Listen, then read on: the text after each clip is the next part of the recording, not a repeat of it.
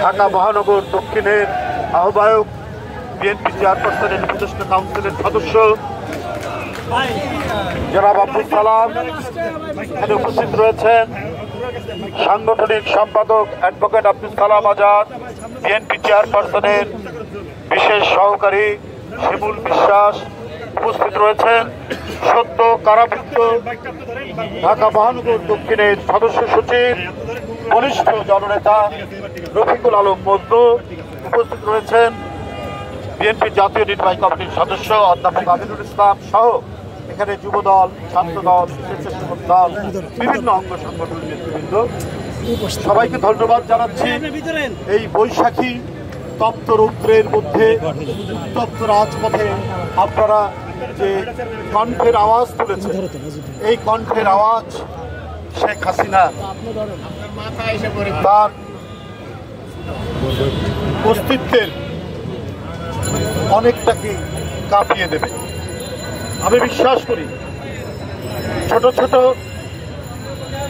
বালুকণা যেমন একটি ভূখণ্ড তৈরি করে, ঠিক তেমনি আমাদের এই আন্দোলন সংগ্রাম, আমাদের এই মিছিল, এর মধ্যে দিয়েই আমরা মহাপ্লাবন তৈরি করতে পারবো এবং সেই প্লাবনে আমরা এই সরকারকে ডুবিয়ে দিতে পারবো ইনশাআল্লাহ।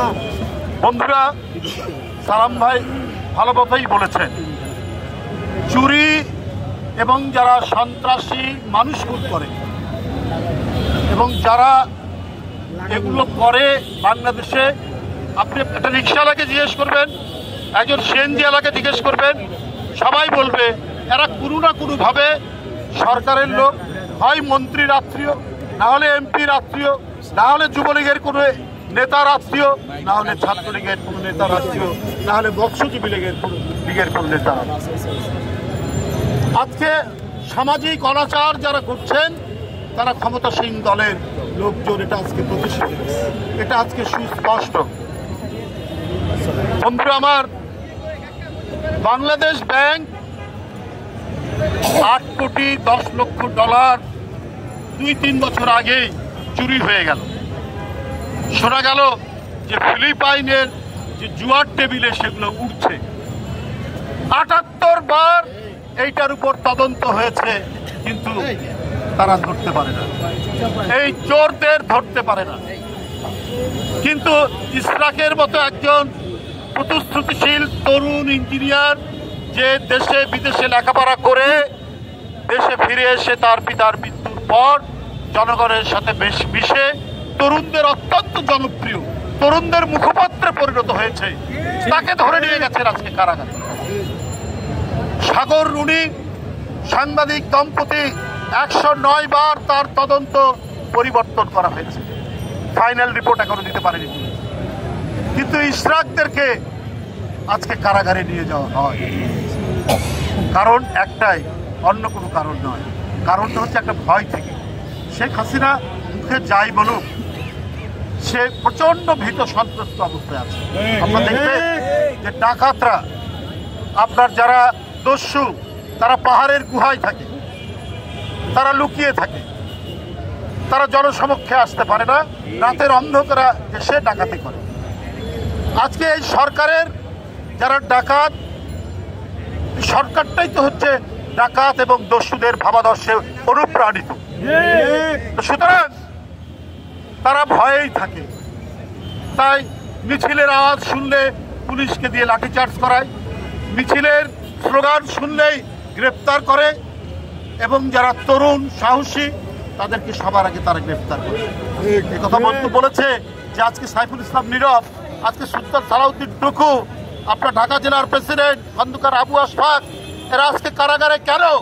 শেখ হাসিনার এই ভয় থেকেই আজকে এই কারাগারে, এই বন্দিত্বের মধ্যে ঠেলে দেওয়া হয়েছে।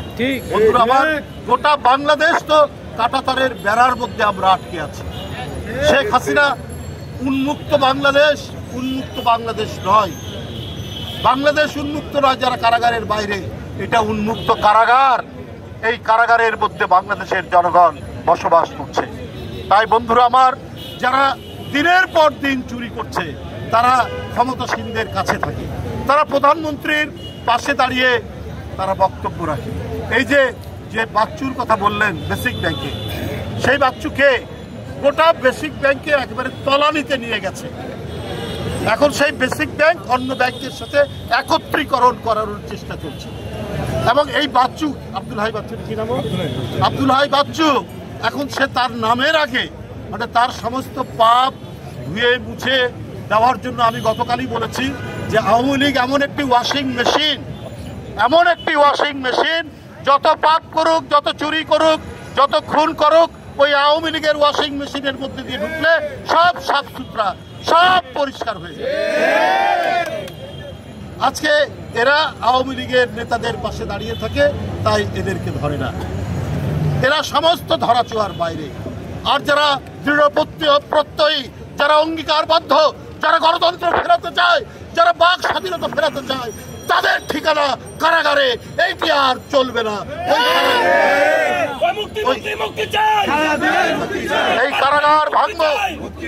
এই কারাগার ভাঙনের অগ্রদূত সেনাপতিত্বের দায়িত্ব পালন করতে হবে আজকে তরুণদেরকে।